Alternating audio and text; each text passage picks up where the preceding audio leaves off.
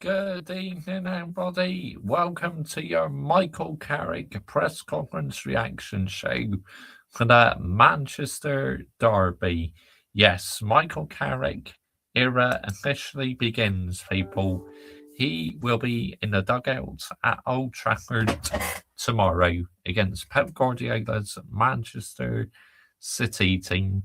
Big up to every single one of you who's live logs in already this evening. Much appreciated. Now, if you are new to my YouTube channel, why not consider hitting the subscribe button? Because I upload plenty of Manchester United content on here. I do F1 content as well, with the new season not too far away now. I'll be commenting, posting F1 stuff as well. Like I just posted on the community tab that Ferrari fired up their power units today, their new 2026 engine. So, we'll see how it performs out on the track. But Michael Carrick has been speaking to media people. Now, I am about half an hour later starting than usual because I was waiting for them to bring out part two of the press conference, because part two in the press conference only came out just after 10 o'clock. They released part one this afternoon. Now, part two has just come out. So, to get more detail and in depth with the press conference, it's best to wait until part two was done. So, we can do both parts one and part two, people. Now, if you're into your EFL, non-league, and international football, please do subscribe to my second channel.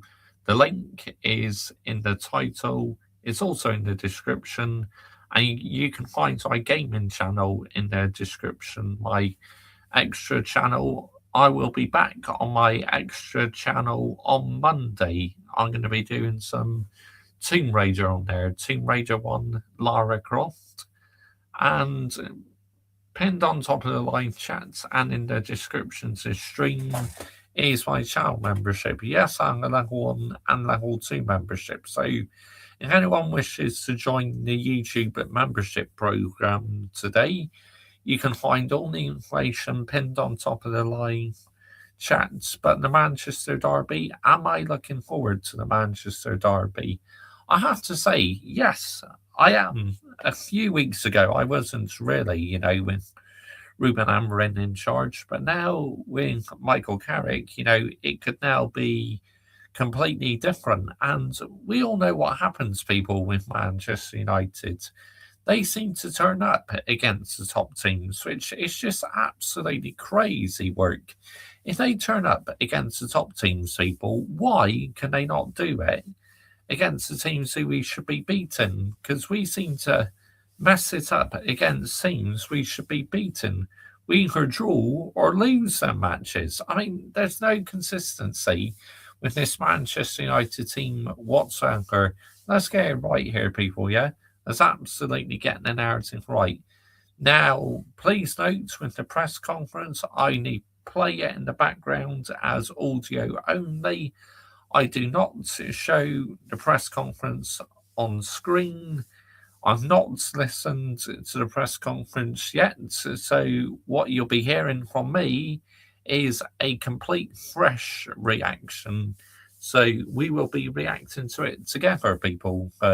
People who've not listened to it yet. If you've listened to it already, then fair enough, but I haven't. So yeah, I'm really excited for this one. I did the interview reaction yesterday as well, because he did an interview on Tuesday when he got appointed as the caretaker manager for the rest of the season. Well, interim manager, should I say, because Darren Fletcher was just caretaker manager because he was just filling in until we appointed a new interim. Now, the news, Oliver Glasner is available, and that is who I'm potentially interested in, because yes, I know a few may say that he plays the same brand of football as what Ruben Amorim did, but to me, Oliver Glasner is Premier League proven, and I believe he will adapt to play in the Manchester United way. I really do. So I would say go out there and get me Arthur Glasner because he's my next manager, people. That is who I want in the dugout next season. So whilst he's available, come on, Manchester United, don't piss around, get it done, get over the line, show that you're serious, prove to me you want to win, prove to me that you don't want to be a football club what accepts mediocrity anymore. But unfortunately, we have two sets of corrupt ownership, the Glazers and Enios. And there's been loads of rumours going around in the moment that the Glazers are unhappy with Enios. So, which is just crazy work, people. It really is crazy, crazy work. I can't believe it. I really can't. I mean, just both sets of ownership, hey? I mean, oh my goodness, they are absolutely just wow, unbelievable. Just wow. Manchester United, they are so inconsistent and erratic. Let's get it right.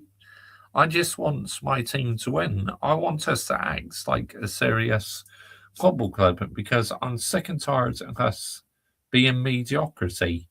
I expect the best from my football club because that's how I fall in love with my football club. The Manchester United these days is a shadow of the club, what I know since I've been supporting them, which is really, really sad, people. But I'm still here. I'm still supporting them. I'm a proper fan. I'm not a plastic fan who goes and supports other teams just because Manchester United aren't doing well. No, no, no, people. I support Manchester United because I love my football club. At the end of the day, as a football fan, I want us to be successful. I want us to win. I want us to win Premier League titles. I want us to win UCLs. But I know we're not at them levels yet, people. I'm really not deluded and silly to think that we'll get back there quickly because we won't. Because with this corrupt ownership and how the football club is being run, it's going to take ages for Manchester United to get back to them levels again. It really is. And that's the harsh reality. I mean, whether we like it or not, at the moment, there is no getting out of this rut very quickly. There is no quick fix, and it's going to take us a long, long time before we lift that Premier League title, which I'm heartbroken about. But it is what it is, people. What can you do about it when you have incompetent owners in a football club?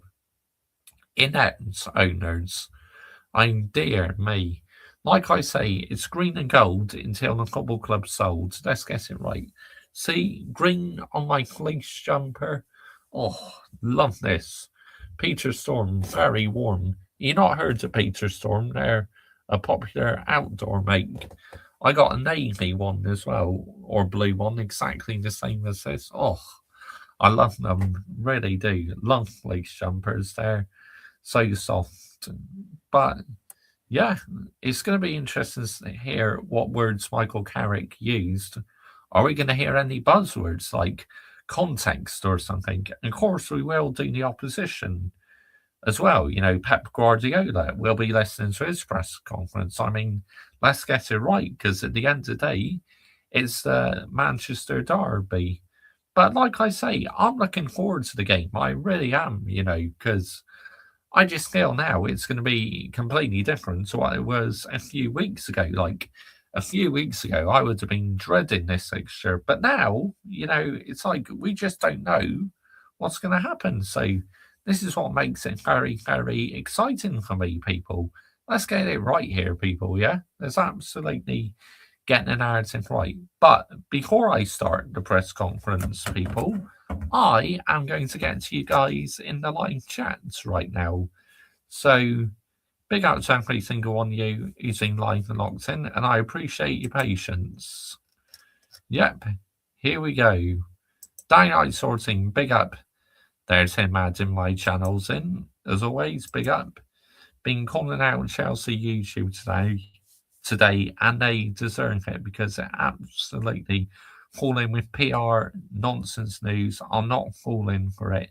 What owners going out to make fans happy? Protest day tomorrow. Well, good luck to them Chelsea fans.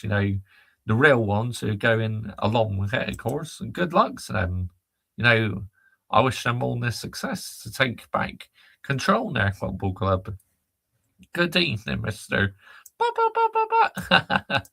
Good evening, Hayden Cox. What do you think of Lewis news? He might walk away. Testing does not go well with Ferrari. There's rumours. City made a new sign-in today. Close, not a done deal yet. They reckon, they're close to signing Mark Gailey. Crystal Palace manager will be leaving at the end of the season. Saying big up, Bosh. Mr. Joshua J, how are your Derby Day nerves considering the game kicks off in 13 hours from now? I'm actually looking forward to it, saying a few weeks ago I wasn't, but now I believe with everything what's happened, I believe now it could be completely different. Oh, here we go. What do you think of Ferrari? We saw today for the 2026 cars. Yep, they started their car up. Well, we're just going to have to wait and see how it performs. Evening, Ronans. Big up to you, Michael Chelsea FC. Good evening, geezer. City might be the best run side, best recruitment side. However, what they don't have is the history and success, passion of fans. They don't own their own stadium. Facts, yeah. Because it used to be the Commonwealth Stadium, didn't it? They're getting it from the Commonwealth Games. That's right, you're spot on there. Better call Ruben26. Good evening to you, by the way. Thank you for joining me this evening, mate. Much appreciated. So, we are going to get on with the press conference now, people. So, like I say, I only play the press conference as audio only. I don't share the press conference in the background. I may stop it halfway through if I need to call out something or if anything interesting has been said. But it's going to be interesting to see what Michael Carrick has said today to the media. So let's get on with it, people. So we're going to start off with part one. Then afterwards, we'll do part two, people, which that was done about just over an hour ago, part two. So this is why I'm a bit later starting tonight, because I want to make sure part two was done as well. Right, let's go. Right. How have you found your first few days then as a Manchester United head coach, and how does it feel to be sat in that chair today? Very two different roles. Sat in this chair in front of you, that's very different to the role in coaching. Yeah, listen, it's fantastic to be here. It's a great feeling for me to be. And like I said, people, whatever happens, I'm fully behind Michael Carrick, because literally he's been thrown into the deep end. He's been brought in to do a job which is enormous to him, but I'm fully behind him. But the ownership, you can fuck off, yeah? I'm never behind you. Guys, get the fuck out of my football club. In this position, I think played different roles for this club and learned to fall in love with the club for so long, and it's a massive part of my life and has been for so long, and so I'm fully aware of the position. I get that, Michael Carrick saying it's a massive part of his life because he spent so many years at this football club, and as a midfielder, I thought he's brilliant, Michael Carrick. So yeah, it must be a good feeling to be back at Manchester United. But this time, obviously, very, very, very different for him, people, because he's manager until the end of the season. I'm in so many different ways. So, as well as that, I'm eager to succeed. We've got a big job to do. It's an important job, and it always is here to win games and to play well and to do it in a certain way. So, all I can say, mate, is enjoy the ride. There's one side of it is nice to be here, but the other side of it is focus, concentration, and a real drive to improve the team and improve the results. Hi, Michael. What does success look like then? Is it Champions League qualification? Is that what success will be? Yeah, I think improvement. I mean, fancy asking him, is Champions League success going to be the expectation? I mean, no. Come on. He's not even managed his first game yet. What are we doing here? Seriously. These journalists chat absolute shites. No, I think certainly improvement and helping improve individuals. I think a big part of what I really enjoy is improving individuals. And in the end, I think if you improve the individuals, we create a better team. So certainly working with the players and improving them with that, I think. And yeah, listen, results. That's what it is. There's an element of performance, there's an element of improvement, and there's an element of doing what it takes to win in certain ways and certain occasions. So certainly higher up the league we finish, we want to keep pushing and finishing high up as we possibly can, and we'll see where that takes us. Has there been any stated expectations from the leadership team? No, not in terms of.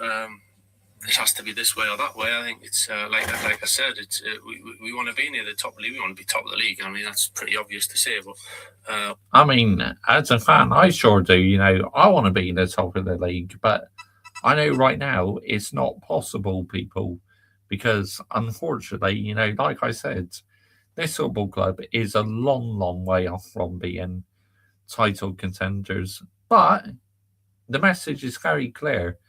Because it's the standards I hold, I will carry on saying we should be competing for the title every season, even though right now we're not actually, but we should be, people, because we're Manchester United's football club.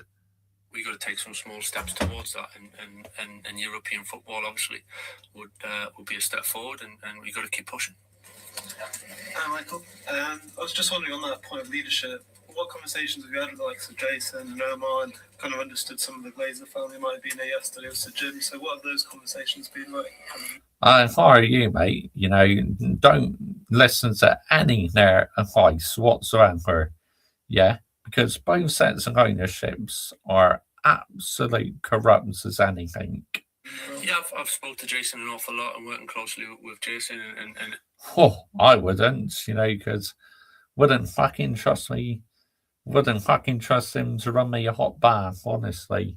Absolute fraud, that Jason Wilcox. Cheap Option FC. Get out my football club. And Omar as well, and over the last few days we've spoke a lot, as you'd imagine, and yeah, the owners, the ownership group were in and around it. It was nice to see them and meet them yesterday, and have a small chat with them. They're taking care of business in some ways. I wouldn't give them the time and day. I really wouldn't. We were able to share a few things, so wished us all the very best, and it was good to see them. Michael, I was going to mention to you when Ruben Amorim left, one of the things that he said in his last press conference was mentioning about Gary Neville and the players, and clearly Roy Keane has immediately waded in. I know there's a personal element to that as well, so Roy Keane is one of us. He always speaks on the behalf of us fans. That's what I absolutely love about Roy Keane. Difficult. But in general, how do you feel about knowing that all these famous Manchester United people are going to put more pressure on you, basically? They're not putting more pressure on me. I don't feel that. I think it's just part of it. The role. I understand it. I understand there's plenty of opinions around. I mean, look how relaxed he looks. I mean, they're asking him all these questions, and he looks so relaxed. And some are positive, some are not so much. But I think in some ways, for me, in terms of you saying about putting pressure, for me, it's totally irrelevant in terms of me and how I go to work and what I focus on. I kind of know already what we want to improve on and how we want to work with the players, and I've already said about improving things, and there's a lot of opinions, a lot can be said. It is the way of the world, I'm not going to pay too much attention to the most of that. I think it's not for me to do that. I think for me and the players and the staff, it's a focus on how we're going to succeed, really, and that's our job, that's our responsibility, that's where our focus and our minds should be at, is doing what we can for this club. but that in particular was quite personal. Honestly, it didn't bother me. Didn't bother me. I mean, part one, and they didn't even talk about the game. I mean, what are we doing here? Seriously. I hope they talk more about the game in part two. Dear me. Oh, shocking, isn't it?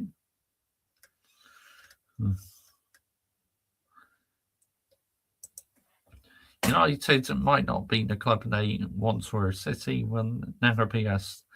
That money can never freaking buy. Manchester City got better squad and quality than Manchester United. I agree, daylight sorting. The daylight sorting that they do. Manchester United's horrendous recruitment speaks for itself. The way they burns money on average players like Depay, Fred, Pogba, Shaw, Lindelof, Onana, and Sanchez. These journalists do ask stupid, pathetic questions. They try to be smug and sour. Thanks. I agree, mate. Big up to you, F1 fans, CFC 1905. Bosh, good evening, mate. Just watched Eunice's video. He was very passionate in this one. Oh, was he? Wow, big up to Eunice. Manchester United needs massive rebuilds. I agree. Carrick handles himself well in press conferences. Yeah, he does. I agree. I thought just then he did fantastic, which we will react to part two in a second, people. Everything about United needs rebuilds these days, from the squad to the Ferry Stadium. I would give Ineos credit where it's due. They invested 50 million into the training ground. I mean, yes, they have, but I'm much rather they focus on recruitment more than upgrading the training facility. Roy Keane is absolutely a great pundit on Sky. He landed it. I hope he's on Sky tomorrow for the game. No doubt about it. Keane might not be a great manager. One thing he has that no one else will have is passion, heart, dedication, determination. When he retires, that never left him. Manchester United need to clear out in the summer transfer window. Sell Edwards. Facts, I agree. Who is the poorest team in Reds, Ferrari or Man United? Difficult to say, Yuan. Good evening to you, by the way. Thank you for joining me this evening, mate. Much appreciated. Right, let's get on with part two, people, at the press conference. Hi, Michael. You've been appointed as head coach at the end of the season. There's no mention of interim or caretaker. Have there any discussions with you and people here regarding a role beyond this season? No, not at the moment. I think we're realistic as well, and where we are at the moment, why I'm here and the role I've got to do. And that doesn't change how we go about it in the day-to-day and the focus, and making decisions for the long-term kind of strategy of the group and the playing squad and whatever that kind of adds on extra in the layers after that. I think I'm certainly not coming in thinking it's a time where week to week, game to game, we got to get through it and we got to tick each one off. I think we on a plan to improve and improve beyond this season, and however that looks at this moment, it's all I can control is what we give the players and how we kind of create the atmosphere around the group. So that's the main focus, and then we'll see what happens after that. You said it's all about, for Michael Carrick, really, getting to know the team and how the players will perform, because sometimes these players can perform fantastically, but other times they can just down tools and not be bothered. It's like, you're going to be like that, players, yeah? You ain't going to turn up when you want to. Get out of here, yeah? Because them sort of players do not represent my football club. Let's get it right. If I was an owner, I have so many contracts terminated, honestly. to MUTV on Wednesday how much this club means to you. I think all of us know how much this club means to you. If the chance came to carry on at the end of the season, would you be interested in doing that? Listen, I'm here because I enjoy the role, and I wanted to do it. And come on, journalist, for fuck's sake! He's not managed his first game yet. And already they're saying that would you like to be contender for the permanent job? I mean, what are we doing here? Seriously. As it stands right now, he's not even in the running to become permanent manager. He's been thrown into the deep end. He's been brought in to do a job until the end of the season.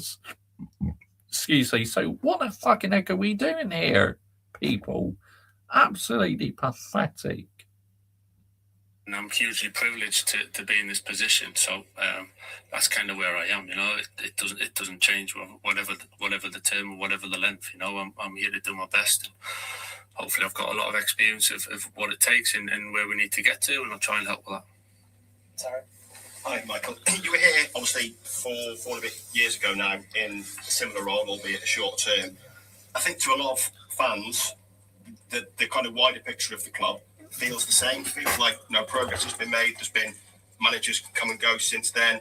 There's partly new ownership in. The fans are still protesting against them. I know your role's short term here, but I mean, the fans who are protesting against the ownership, good, but we need a whole lot more of you on board. We really do.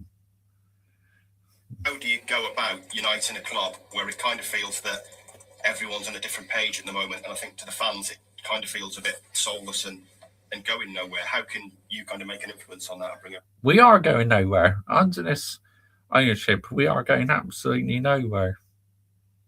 Yeah, well, I certainly don't think it's soulless. I think there's a magic around this place. I feel it. I feel it home straight away coming into the building, coming in around it. I've obviously been around it for quite some time, but and then missed a little window. But I think there's a magic around this place. You can't help but feel that. Results and sometimes from the outside things look a little bit different, but it certainly doesn't feel majorly different on the inside. I have to say that. And then, listen, part of my role and the responsibility is shaping what we want to look like going forward as a group. What happens on the pitch and the tactical side and the performances is one thing, but certainly the culture as well and how we think, how we act, how we behave, what it means to us to be here. That's something that is part of my culture. I thought that words might come up. Yep. Because, obviously, because he's just come in and that, I thought he might say the words culture. Responsibility to spread in the right way. Hi, Michael. When we spoke to Darren on Sunday, he was talking about the players feeling a little fragile in terms of their confidence at the moment. What have you and your staff done this week? Now, I just want to say big up to Darren Fletcher, yeah? Thank you for stepping in for the last 2 games, yeah? And good luck back managing the under-18s. Try and rebuild that confidence. Yeah, well, obviously, I think a lot of confidence comes from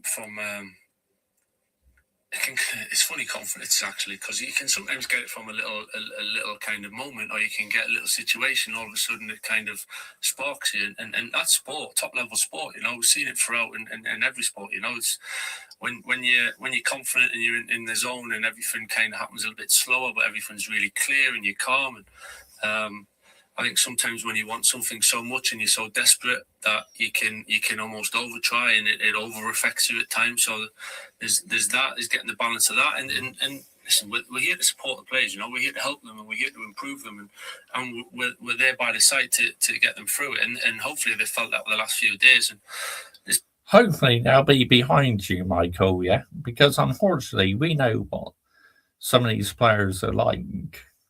We've had 3 days to prepare for the game, but we feel we're in a good place, and everyone's looking forward to it. Michael, the team you inherited from Ruben really struggled to put any sort of winning runs together. I think it was only...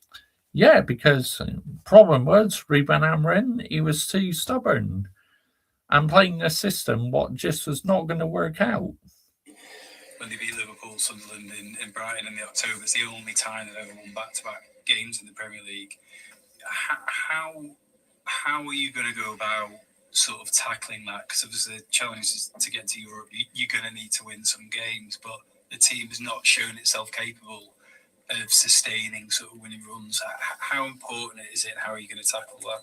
Yeah, it's a fresh start, you know, and I've got a lot of belief in the group, and individually and collectively, I've got a lot of belief in that, and as I've just said, confidence and a feeling, and things can go in a different direction very quickly, and I've got a lot of belief in the boys, and you know, I'm not going to tell you everything about how we're going to do it, because I'll be a bit silly to do that, but I think. Yeah, that's it. Never give too much away to these journalists. Smart, Michael. Smart.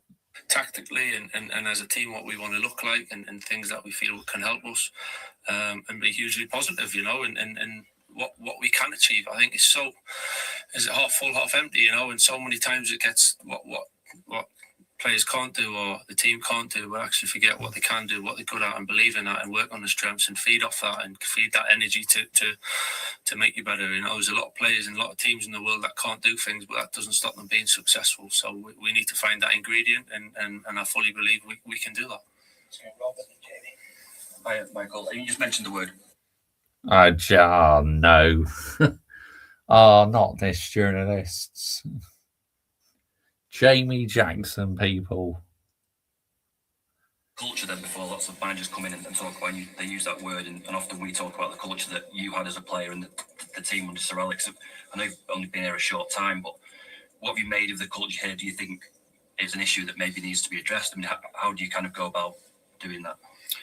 No, listen, I've been back in this role for 3 days, and there's nothing that I've looked at and that's really red flagged anything. I have to say, it's been the players have been really good, willing to listen, willing to learn, wanting to do better for the club, wanting to put better performances in. That's the feeling I've got. The support staff and everyone's desperate to do well, as I've just said, and we need to channel that. And of course, listen, the culture is something that it's what happens day to day. You know, it's not something I sit here and talk about and a few words here and there, and it makes it sound good. It's how you behave and what you end up doing day to day. So that's something we got to build. But certainly at the moment, I feel it's a good place, and the training ground's been a really good place. And we need to make Old Trafford tomorrow an even better place, and with the help of the supporters as well. And that's the magic of what we're trying to do. Michael, given this is Manchester United, you've got 17 games left in the Premier League. You're not in any other competition. You know what the club's all about. Would it be a failure? I mean, I just cannot believe Manchester United are playing a total of 40 games this season, because obviously there's 38 games in the Premier League, and we played one match in the Carabao Cup and one match in the FA Cup. So that works out a total of 40 games. I mean, crazy work. Where other seasons we played over 60 games. This year we're only playing 40. Just madness. But it's totally unacceptable at the highest level. Not to qualify for the Champions League. Would you feel personally I failed there? I think we've got to be careful about what's a success and what's a failure in terms of so cleanly like that. I think it's not as clear cut as that. I think success is building and improving, you know, and there's no getting away from the fact that this club should be there. But we can talk all day about where you should be, but it's where you how you're going to get there. What you got to earn it, you know, and you got to prove that you're good enough to get there. So that's the challenge for us, and it always has been that. And that doesn't change. It doesn't change the motivation, doesn't change the drive, and it doesn't change the expectation, and it shouldn't change the expectation. Certainly there's a bit of realism from me, but I'm definitely not going in it's all or nothing. But we need to improve, and we need to keep up with it. An ideal carrot though for these players. Look, you could really rescue this season here and get Champions League football, because I think everyone in this room and watching from the outside would say, you know, that's a bit of a result considering all the turmoil. No, that's what there's a lot to play for, you know, and there's a huge encouragement, there's a huge positivity from me and around the group that I know it's the league we've got to focus on, and but it's a carrot, of course it is, but it doesn't mean it's all or nothing. That's the thing. It doesn't have to be so extreme, you know. When we need to build and we need to take steps, and I'm not here to say everything's going to be perfect, but it's, you know, that's not realistic either. But we'll take small steps, and we need to keep going in that direction. Yeah, I completely respect your record. in the Championship and Middlesbrough. You've only managed at this level for 3 games. Very successful when you did that. I think 2 wins and a draw. What makes you very confident that you can handle this job? Because, you know, it's Manchester United, you've not really had the length or the breadth of experience you're about to have, you know, the number of games. I've never really thought about it like that. I feel comfortable. I feel at home. Not comfortable in the fact where it's nice and everything's great. It's comfortable in the fact that I'm happy in my skin, happy in this role. I know what it takes. I've worked closely with Jose and Ollie for some time. So when I took over, it felt quite a natural step. I understand the questions and that's how it is. You always question until you achieve something. So that's how it is, you know. But all I can say is I feel at home. I feel I'm ready and really looking forward to getting to work. That's a question for Michael. Hi, Michael. The end of the previous head coach's reign, Ruben certainly ended in some tension with the hierarchy with Jason, I think, over systems and selection, should we say. What's your thoughts on your role now as head coach in terms of selections, and have you had any conversations around the type of team that they want to see? Nothing different to any other team in terms of putting players on the pitch that we think will fit in a good balance, and depending on what game, who we're playing against, what it looks like, where's our strength. That's it, you know. That's on me and my coaches and the staff to put that together. I'm flexible at times, you know. As I said, it's we've been in here 3 days, so it's a big game. Playing against a tough team, obviously, a very good team, playing well. So there's challenges within that, but it's obviously up to me and my staff to find that formula. There we go. That is the end of Michael Carrick's press conference. Now, the thing, what I find frustrating about this, not Michael Carrick, this is nothing to do with him, but these journalists, you know, hardly talk about the game whatsoever. It's like, talk about that fucking game, yeah? Why do you have to keep bombarding him with all these questions? I mean, what are we doing here? Seriously. Because surely in the press conference you talk about the game and that. But hardly any mention of the game whatsoever. It's a fucking Manchester derby. Total disrespect. Get out of here. Oh. Right, let's get back to you guys in the live chat now.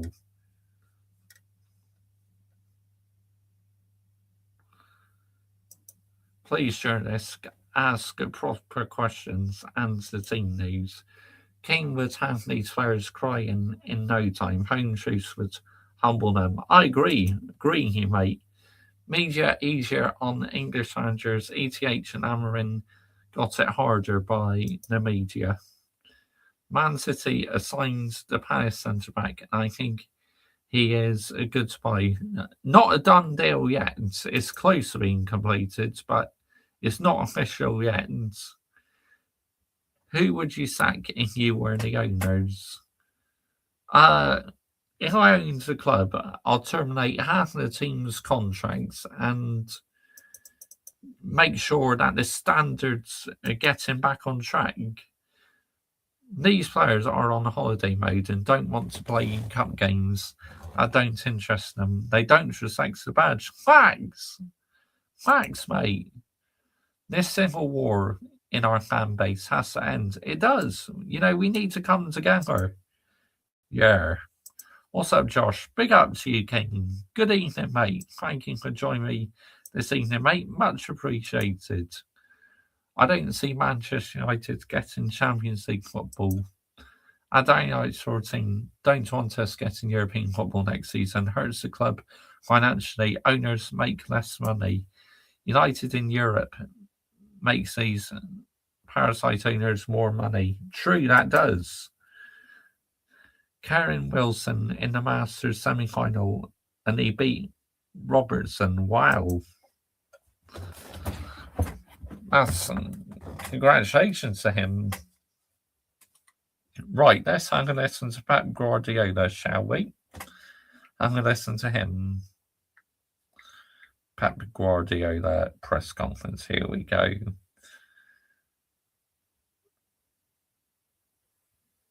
Uh, 11 minutes.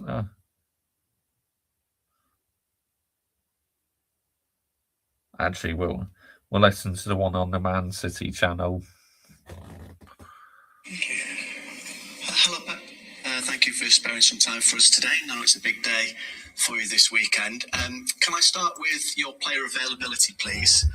Just in terms of your injured player, how's Nico Gonzalez? I know you said he got a big knock. We'll see this afternoon the train. So there's a possibility that he could be. We'll see this afternoon. Lovely. Oscar Bob in his hamstring. John Stones? No.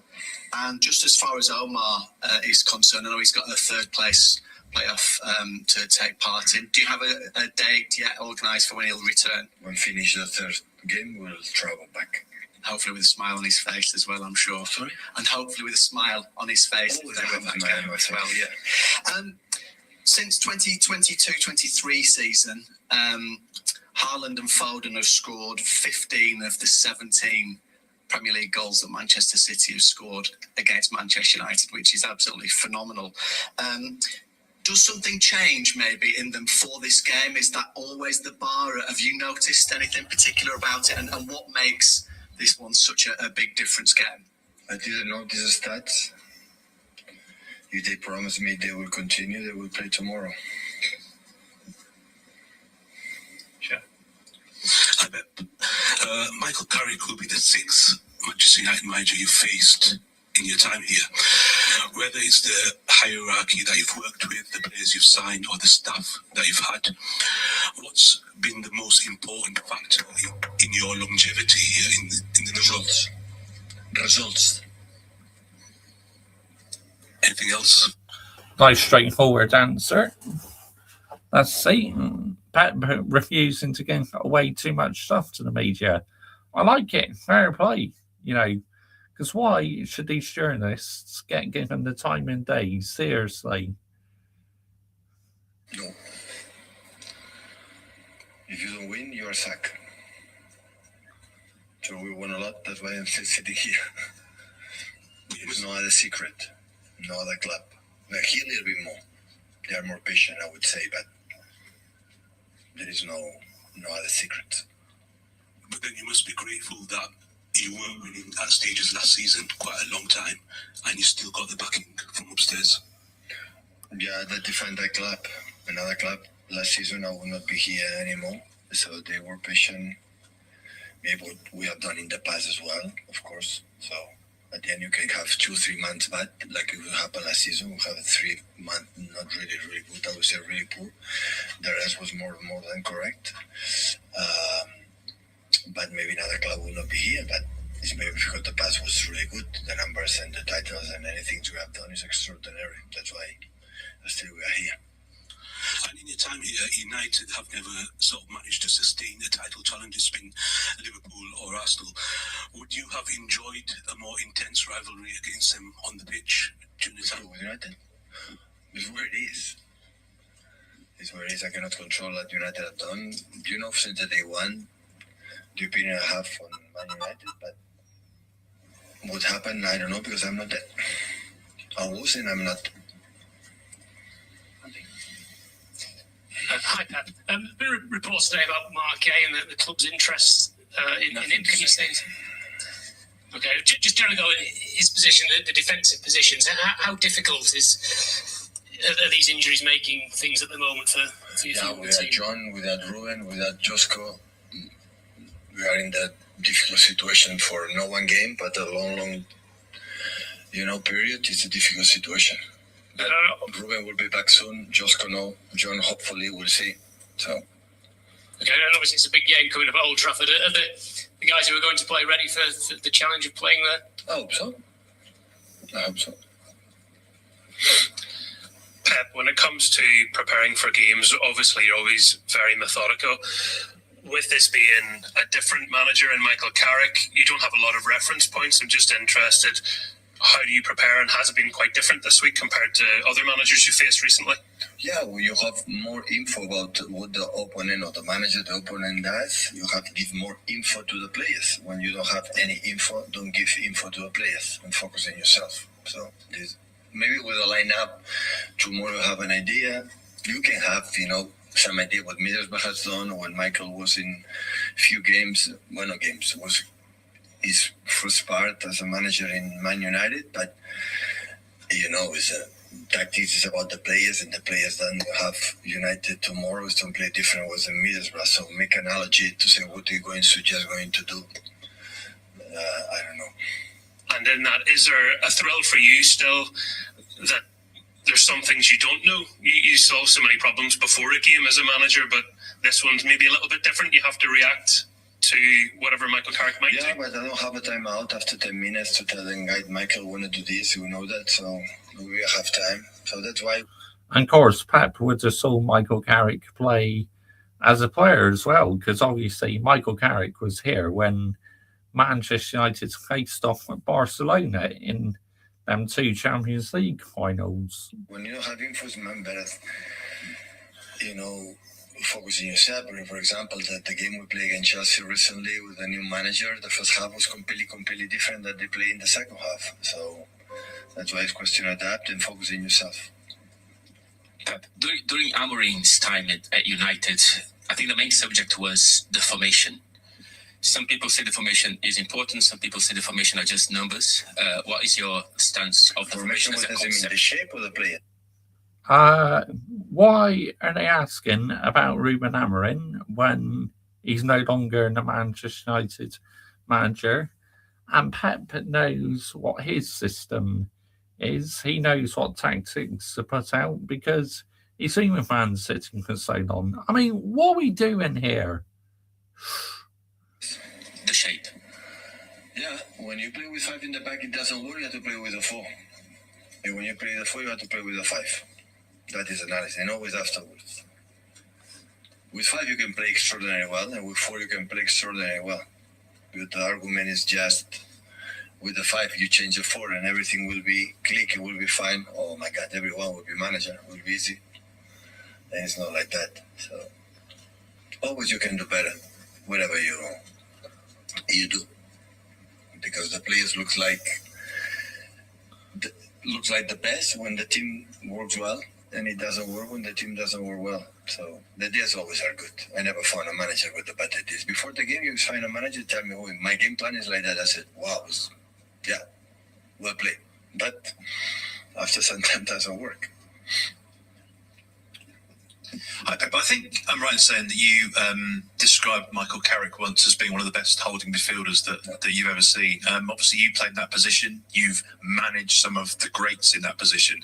How do the skills you had on the pitch translate into management from your experience? Well, I would say central defender and holding midfielder. They have maybe for the position, they have a more global vision that they maybe play like a winger, for example. I'm not saying the winger cannot read perfectly the game, but it's different. So always I can say, I said many times, Michael as a player was extraordinary. And obviously, we've asked you a lot about the transfer window, and I know you've said that this was not going to be an exceptional transfer window, but given the fact you've signed Antoine Semenyo, who has 2 goals in 2 games, potentially you might be able to sign I mean, Antoine Semenyo, yeah, he's had an impressive start, hasn't he, since coming from Bournemouth? I mean, fair play to him. Central defender. If you do that, would that make it an exceptional transfer window? He scored 3 goals. Yeah. 3 goals, 2 that were given. But would it make it an exceptional transfer window? Just for 2 games. Imagine you play 2 games here. That is analysis. Make it 2 games and don't score 1 goal, play bad. It was a disaster transfer window. That would be the analysis. So I don't judge. Of course, I won't score as much goals as possible, play the good, but he came for 4, 5, 6 years, and I will be judged after these 4, 5, 6 years, not for the 2 games. So, and having a lot of experiences of that, when a rival player and not play good in the beginning is not good. So that's why it's be patient. And there you go. That's the end of Pep Guardiola's press conference. I mean, seriously though, why are they bringing up Ruben Amorim for when he's no longer the manager? I mean, dear me.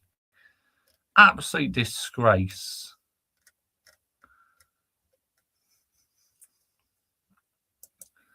Six fine. As Drake Sicer would say, get behind the team, lower your expectation. Pep looks tired looking. going for 3-0 Manchester City when sorry the library, the leaky room Samuel on a roll right now. Wow, that's very bold. You think they're going to win easy, do you? Because we seem to turn up against these teams, Geezer, don't forget. I mean, it could easily be 3-0. We just don't know. Pep, a proper manager. Thanks. Chelsea links with another 18-year-old from Barcelona and another kid. Chelsea signed and won these days will never make the main team. Better call Ruben. That's the difference between Pep and the rest out there right now. I want Man City to win because I want them to catch Arsenal. I don't want them to win the league. Michael.Chelsea SC. We are getting Vinicius Jr. Apparently, I believe it. Soon as he puts on that blue shirt. Until then, I'll wait and see. You got to convince me first. Absolutely. Yep. I remember last season that disrespect from fans saying Pep was done, finished. Glad this season people are putting respect on his name. I don't like City. I like and respect Pep. Yeah, thanks. I agree. Hiya, Mr. But here at last. Big up, mate. Big up, Michael. Players 20 years ago were better than they are now. 100%. 100%. I forgot either whilst the Melts were bigging up that slot machine. How's that working out for them now?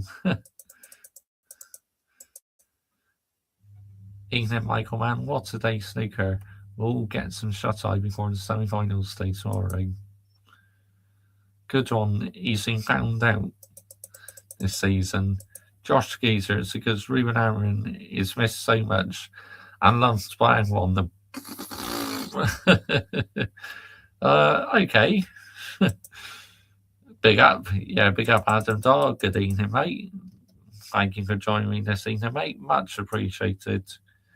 Yeah, I mean, great night. It's been getting some rest in a bit. I think it'd be 2-1 by score prediction. City got better goalkeeper than Manchester United. To be fair, no, Lehmann's is playing better than what Onana and Baindeer did. Big up Josh, mate. More like the rot machine.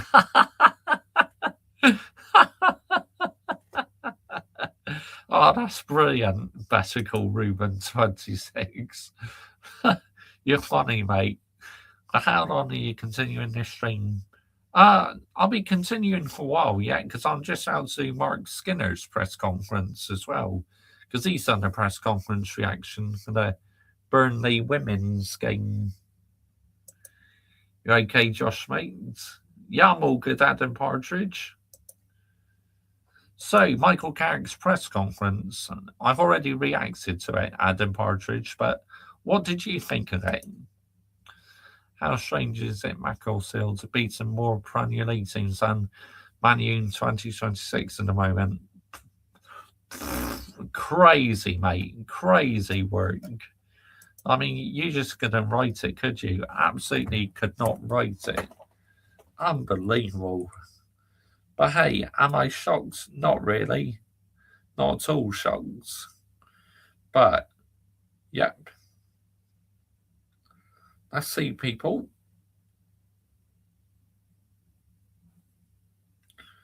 Who's getting that membership tonight? Who's getting a membership tonight? Let's find out. Who's that lucky one tonight?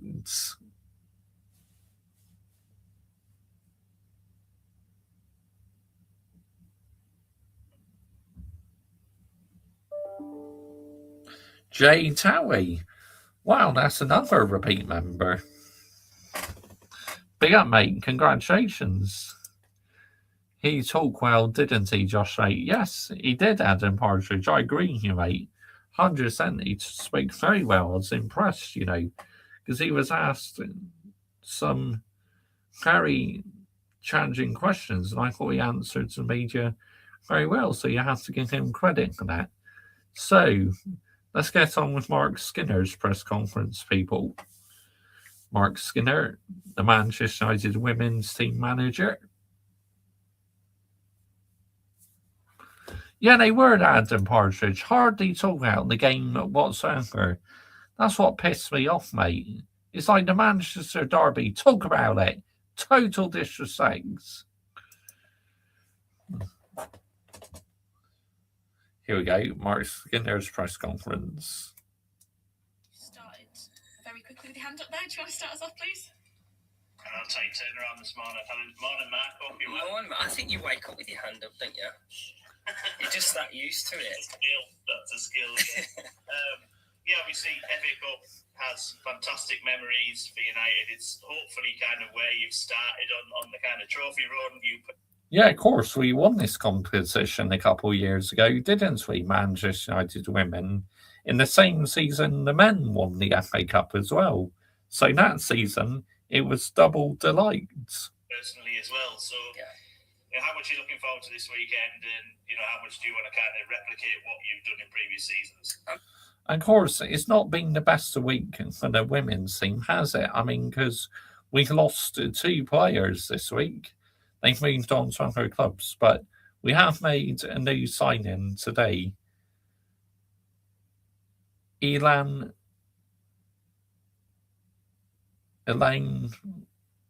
sorry, I can't quite pronounce her name.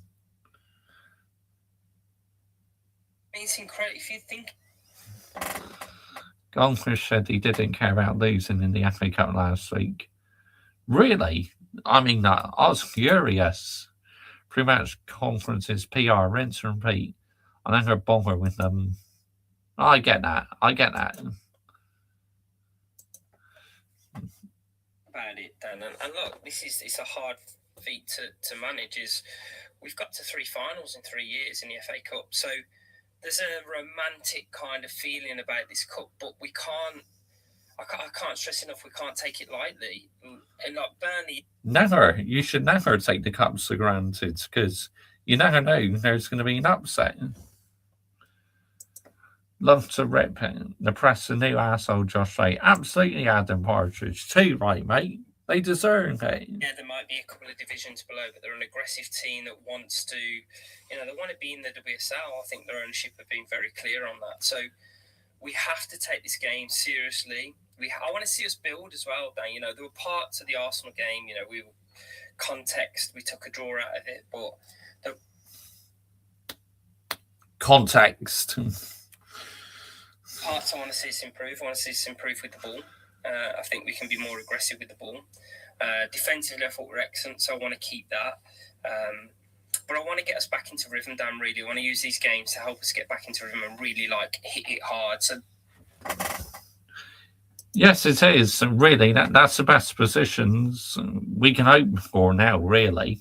I mean, because we're not winning the WSL, and we're not winning the women's UCL.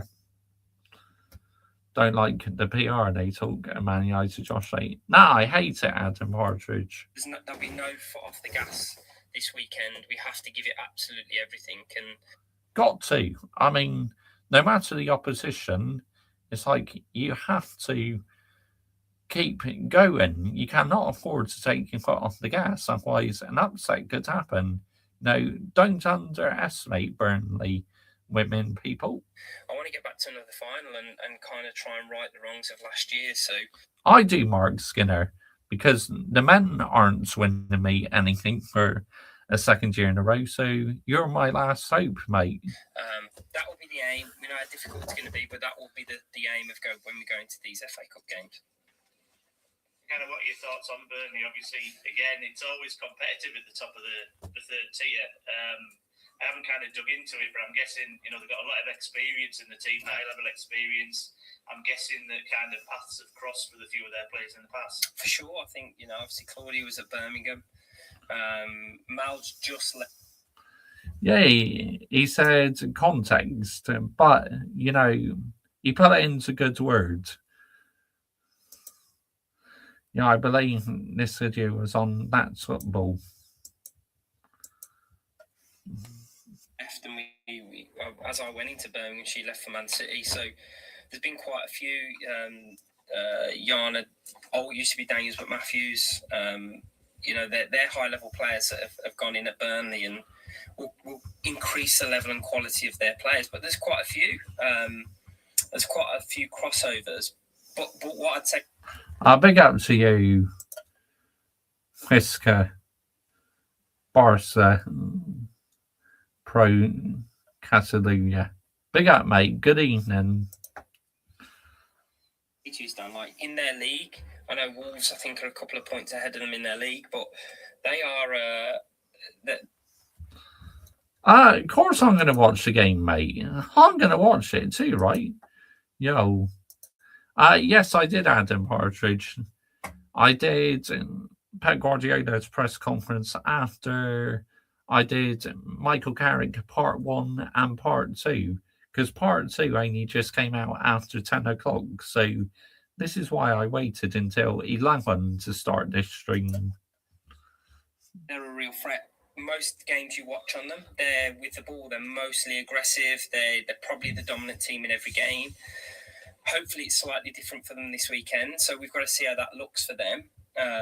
But yeah, I don't expect them to sit back. It's an FA Cup. It's they might be tight for a little moment, but then they're going to try and attack us and try and win the game. So hopefully we can take advantage of that. Exactly, Adam Partridge. Time for what, mate? You don't get any time in football these days, mate. And just one final one, if you don't mind. Just off the back of that, do you feel like kind of coming up against T3 opposition is kind of getting more difficult? I know you've played like Newcastle, West Brom, I think, in recent seasons, and obviously you've won those games, but it feels like the investment's going in even more now. Does it feel like it's not kind of given anymore, and that you're really going to have to perform over 90 minutes? Yeah, I mean it's definitely not a given. I think for us as well, I wouldn't let our team act like it's a given. That's not in our nature. It's not who we are. But yeah, it's getting tighter. I've been in women's game for 20 odd years now, and I've seen this is the tightest I've ever seen it. I turn round and there's another news report about somebody signing somebody else. Big up, Mob. Bosh. Big up, mate. Good evening. Thank you for joining this evening, mate. Much appreciated. So, how are you doing? Are you looking forward to the matches this weekend? Awesome. So and that floods all the way through the tiers. So I'm glad that it's getting better and it's getting tighter. And I look forward to what that makes for women's football in the next 10 years. But PSR, XG, GA, all in the bin makes you mad when everyone goes on about that, Josh Ray. I know. Yeah, I just need Arsenal to win. I mean, away at the City grounds might be a bit tricky, but I still expect you guys to win. Right now, what I'm going to do, we have to treat Burnley like they're a WSL 1 team and give absolutely everything on Sunday in front of our fans at home. True, we should treat Burnley women like they're a WSL team. To try and come away with that victory and get us into the next round. Brilliant. Thanks for that, Mark. Appreciate it. Best of luck for the weekend. You have a great day, my friend. Thanks, Dan. Connor, please. Morning, Connor. Yes, Adam Partridge. High standards. How you doing? Yes, not too bad. Sun's out, which is nice. Wow, you know what that's like. That's a rarity, right? Which is a bit unfortunate. With it being an FA Cup fixture, a player who made kind of a big impact in the competition last year was Mary Griffiths, obviously coming on, scoring twice on her senior debut. Back in December, I think it was, you mentioned that potentially going out on loan this month. I'm just wondering if there's been any movement on that. Do we expect to see her this weekend and just where she's at, really? I mean, Connie... I hope Manchester United women don't lose any more players, because we've already lost 2 this week. Go into other clubs, so we can't afford to lose too many, because we'll need to start thinking about rebuilding our women's team squad. You'll know this very well. Like, our club is renowned for youth development, and we love that, and it's part of our DNA. I think for me, it's slightly different. And I think we judge the men's teams and the women's team the same. The level right now is getting better in the youth development section, and ours is probably one of the best. I love what our group do. We have every day. Even today we'll have 3 or 4 training up with us. Layla Drury's coming up as well. She'll be up training with us. So what I want to stress is that actually it's really difficult to jump straight into a senior team. So we have to get the right moves to them. We'd love a move for Married in this window to be able to get her the consistency of time. There's key attributes or key kind of decisions that have to be made in youth development. It's consistency of time, and I think on the field and that exposure to that. So a nice home tie against Crystal Palace women. Sorry, Josh, I'm fully expecting them to walk it in that game. Another 5-0 win would be great. Absolutely, you should go for a demolition job, really. Like, I want us to go for a demolition job on Burnley women. I mean, let's get it right. That's what's going to happen. We're looking for all the players that are in those positions to be able to go to the right team and get the minutes that they need in order to help them come back to Manchester United and be effective. So we are looking at that. It's something that Matt and Matt, so both Matts, are looking at and have been for a while with the agents to try and get the right move. Well, that's confusing. 2 Matts. for those players. Brilliant. And just on the FA Cup itself, really, in terms of what it means for yourself, but also for a club like Manchester United to potentially win another trophy, just where it kind of sits for you, I guess the importance of it, having already won it, and as you've already mentioned, made it to 3 finals with United. Yeah, I mean, honestly, highest priority. It's up there with all of them. We play the League Cup semi-final, and as well, that'll obviously be high up because it's a semi-final, but the FA Cup has something special about it. When my fondest memories in football are our fans celebrating at Wembley, and they will lift. We're not going to make any signings now, Adam Partridge. I mean, if we had a permanent manager, maybe, but with an interim, nah. For me, forever, because it'd be the first trophy. So, from our perspective, we're going to give absolutely everything kind of to try and get us back there. And as I say, right the wrongs of last year, and try and win the trophy. But what it's like. You can get a draw at any point. The difficulty of that draw, but we won't take Burnley lightly, and we're going to give absolutely everything going into Sunday's game. Brilliant. Thank you. Just very quickly on the squad, is there any new injuries from the Arsenal game or anything to update from that point of view? So obviously Jade's out for a 1-match ban. So this will mean she misses this game. Only Friedo has a little niggle, so she'll miss this game. Then there's still Tooney, Gabby and Leah. And then that's it. Everybody else is fit and ready to be selected.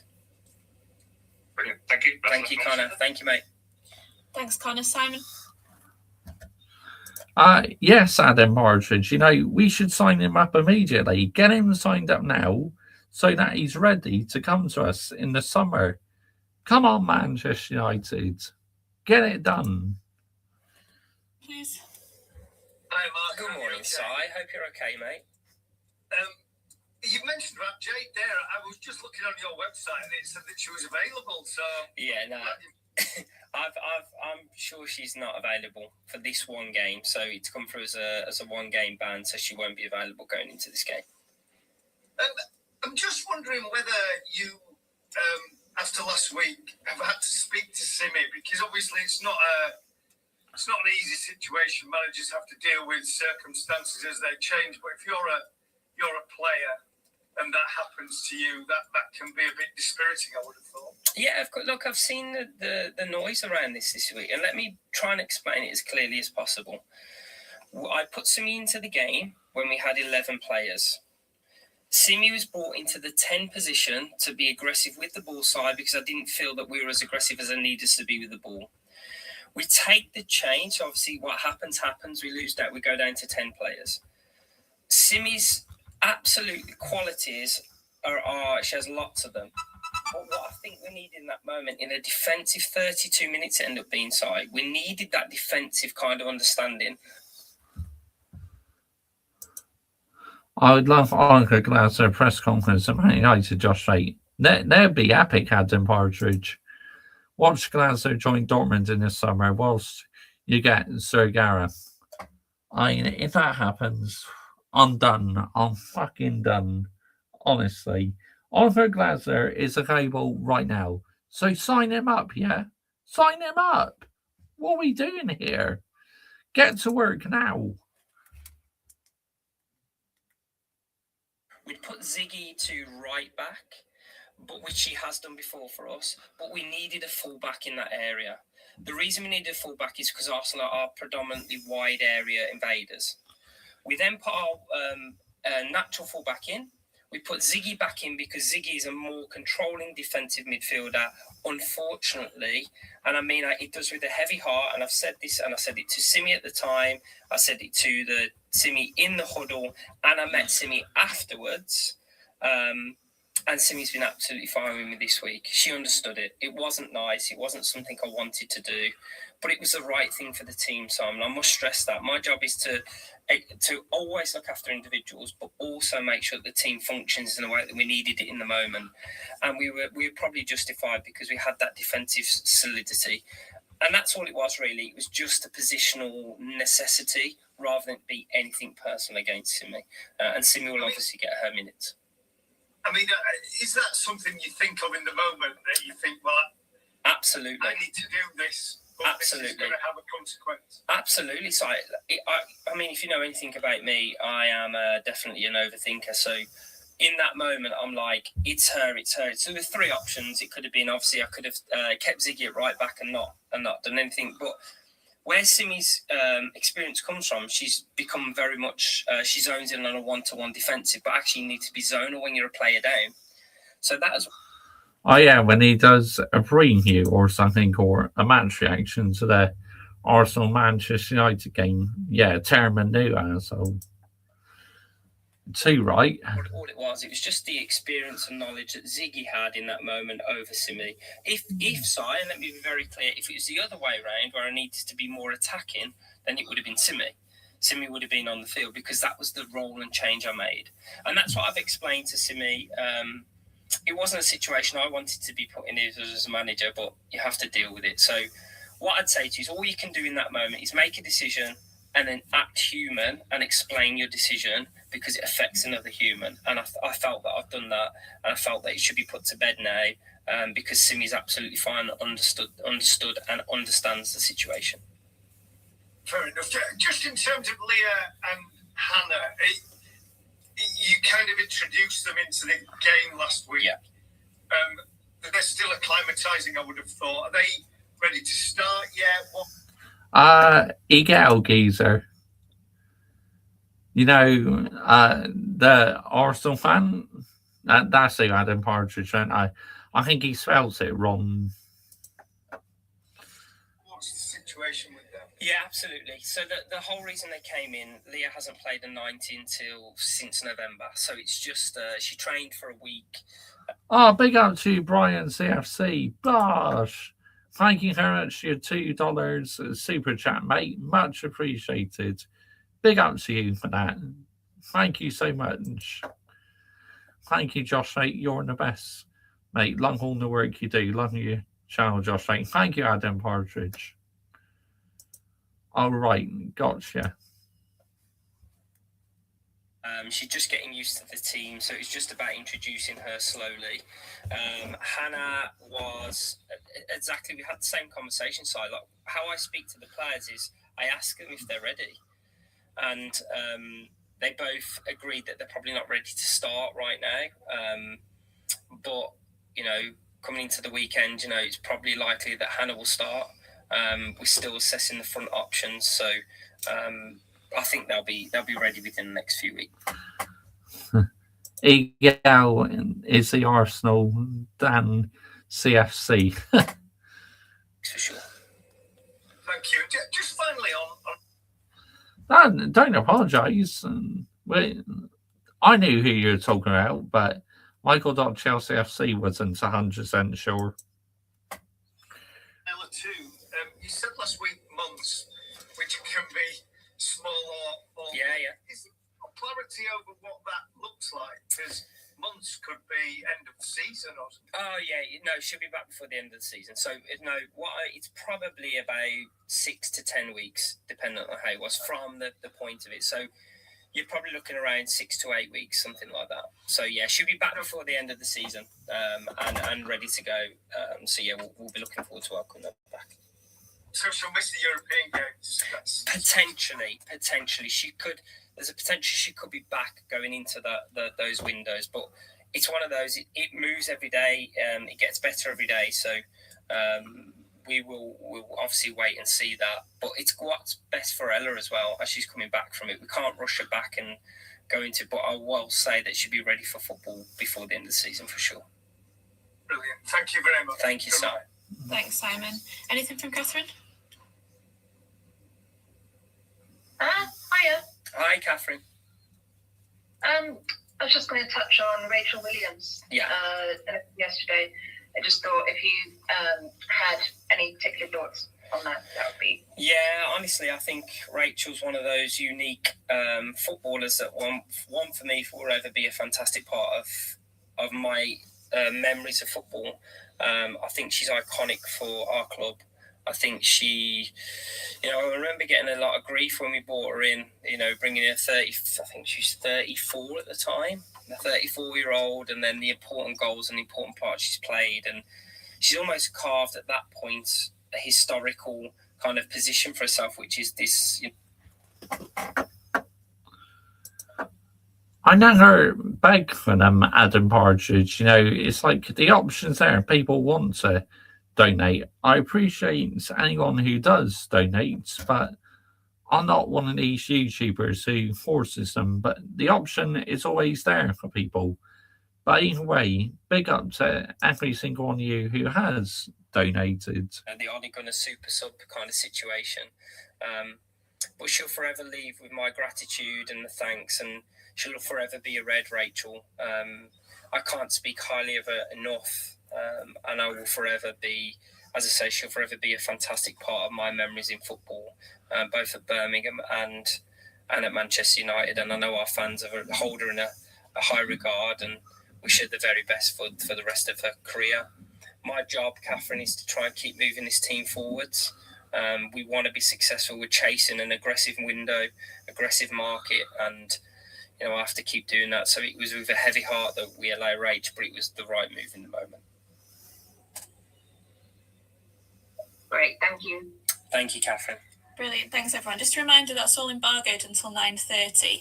Now, we have a second section this morning, as I'm sure many of you have already read. We will have a new sign-in this morning, at 11 o'clock.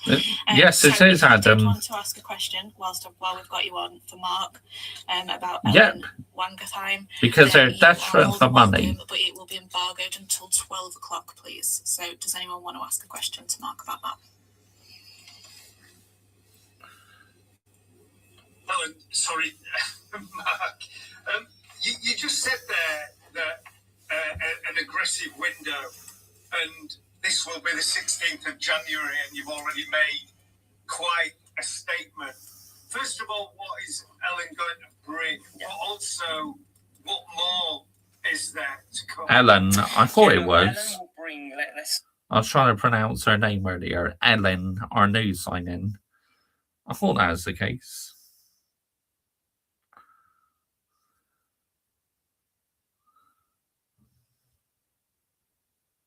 Start with that. So Ellen will bring. So we played against Ellen in the qualifiers against Hammarby, and she gave our back line. We could never rest. If you know anything about how I like setting up our team, then I feel like the Manchester United spirit of how we should play is with aggression. It's with aggression with the ball, without the ball. It's about attacking with speed and evasion. And I think she brings that in abundance. I think she has this. She's a really lovely. They do add an awful lot of money.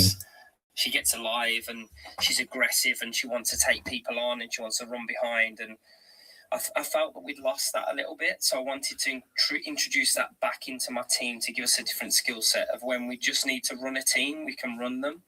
And so she's 21. She's got so much experience already. I think she had 3,000 minutes or something in 2025. He still does pop around still sometimes, Geezer, looking at Brian lots of CFC. lots of quality to her football too. So she's one of those rare finds and someone I'm really looking forward to working with. And I think she'll bring fantastic things to our team. So that's why we signed her. Look, for us right now, we've done great in the window so far. If we can add anywhere, that would be great. We'll still explore that. But if the window is to shut tomorrow, we've done fantastic work. Thank you. Thank you, sir. Thanks, Simon. Connor? Yeah, just obviously on Ellen then, in terms of where you see her best position kind of is obviously a bit of talk of whether she's a striker, whether she's playing on the right wing. Obviously, you've got a couple of strikers in already, and Leah Schuller and obviously Terry as well. Do you kind of see her best position down the middle or off the right? Where do you kind of see that playing out? I mean, Connor, you've seen us play for a while. Like, we look to invade from. So, for example, if we're on the left-hand side, we'd want that right. Yeah, we just need to try something different, Adam Partridge. It's like, stop going for these managers in European leagues and go for Premier League proven manager. Get Oliver Glasner over the line. Forward to be a centre forward with our fullbacks coming high. So I see her right now probably predominantly more on the right hand side, but she can be a 9 for us at any point. She can join from the wide right, wide left, and come in and invert. So I see her, honestly, kind of see her adding quality and different skill sets to each of those three front positions. And I haven't ruled out yet, obviously, going 2 forwards, kind of with those forwards that we have now. At times going with the 2 forwards and working from there. So it just gives us more options to be more flexible. What I didn't like, we were becoming too predictable. I wanted to become more unpredictable because that's always where our strength has lay. So that's what I'm going to be doing with Ellen, and that's where we see her starting. I think, Connor, she will evolve and adapt and cement her position as we go throughout the next year. And that is the end of Mark Skinner's press conference, people. So, yeah, I thought he answered very well there. And it's going to be interesting to see how Ellen settles in our new signing. I'm excited to see how she gets on. I really am, because obviously I don't know much about her. But Mark Skinner must have seen potential in her, and that's why he signed her up. But anyway, people, that is the end of tonight's stream, people. I hope you enjoyed that. Absolutely, Adam Partridge. Yeah, I do not want him anywhere near my football club. So, yeah, get him out of here. Yeah, good night, Adam. Big out to every single one of you. We are going to be redirecting to Vigilante now. He's currently playing some Resident Evil 8. So make sure you're subscribing to Vigilante. Make sure you put Mr. Joshy J Raid. And yeah, I'll see you over in his live chat, people. Take care. Don't forget, Glazers out, Enios out, and brown envelopes in the bin as well. Bye-bye. Great stream, Josh. Night-night. Yep. Mr. Joshy J Raid, going to show Vigilante some love.